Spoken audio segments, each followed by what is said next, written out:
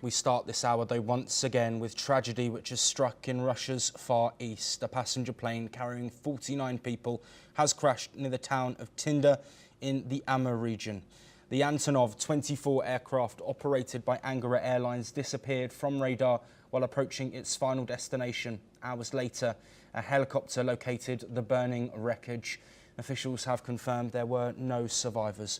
On board were 43 passengers, including 5 children and 6 crew members.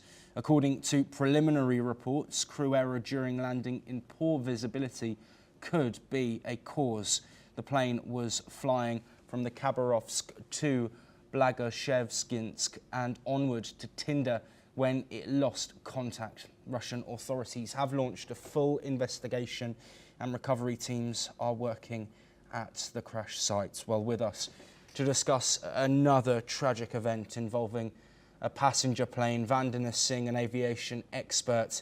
Thank you so much for joining us live on NewsX World. Unfortunately, of course, we're joined by you after another tragic event.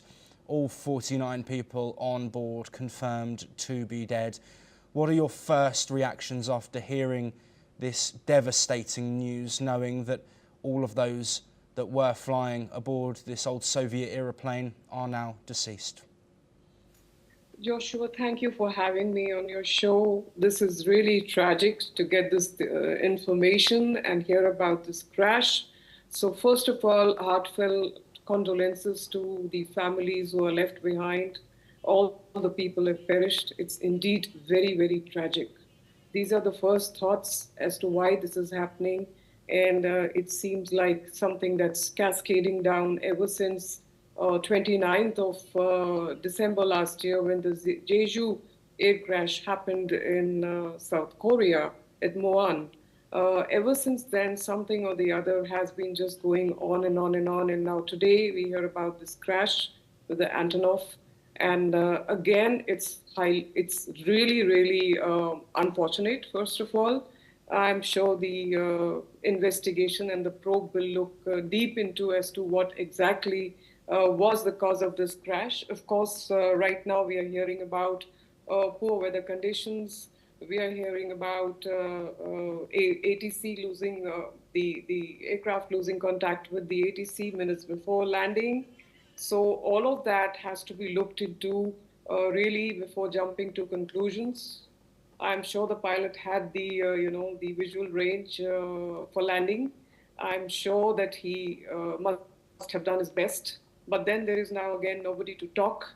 All of them are gone and dead, and this is very, very tragic. The investigation, I'm sure, is going to highlight as to what led to this unfortunate disaster. Over to you, Joshua. Yes, absolutely. And Vandana, I'm glad you've mentioned about that period of investigation. Of course, within recent times, we've spoken to you on this programme regarding reports from media talking about reasons why or why not the Air India AI-171 plane crashed. And of course, I just urge caution when looking at reports, because a thorough investigation will take place, and we do expect there to be a preliminary report into this devastating tragedy. But Vandana, coming back to you, before we do move on, there is, of course, a spotlight now, a magnifying glass on these incidents, given how frequent they seem to have been since that Jeju air crash at the end of last year that you mentioned. What do you think needs to be done, not just to look at potential safety flaws and issues that are leading to these seemingly more common air disasters, but what can be done for people in terms of reassurance, given the highlighting of such civilian casualty that we're seeing on passenger flights? Yes, Joshua, and that too at a time when we know that the air travel is the safest mode of transport, as we know of. So therefore, the first and foremost is to build the consumer confidence for people like us who are flying up and down. And in order to build that, there has to be a reassurance.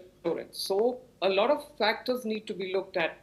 What equipment, what fleet, is it aging aircrafts? What kind of maintenance is being done?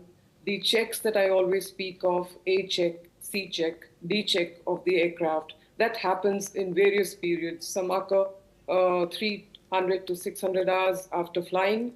Some occur every 6 to 8 years. Some occur after that. And it's a total overall check of the entire machine. At the end of the day, the aircraft, the plane is a machine. So all parts of it need to be looked into. It's not that we are just looking at a fuel switch here or a landing gear there or something or the other. It has to be an overall maintenance, especially if it's aging. The makers, the original equipment makers of the aircraft, whether it's a Bombardier, whether it's an Antonov, whether it's a Boeing, whether it's an Airbus, whatever it is, they have to be involved. The stakeholders have to be involved. The top level service engineers have to be involved, and it has to all come out in the clean, because it cannot be that there are problems. The coordination between the ATC and the aircraft has to be, various ATCs. For example, you look at that Black Hawk chopper crash at the Potomac early in the year with a Bombardier in US. And there, at the end, it said that the frequencies, obviously the armed forces, the military has a different frequency, and the civilian equipment has a different frequency. So there were various causes.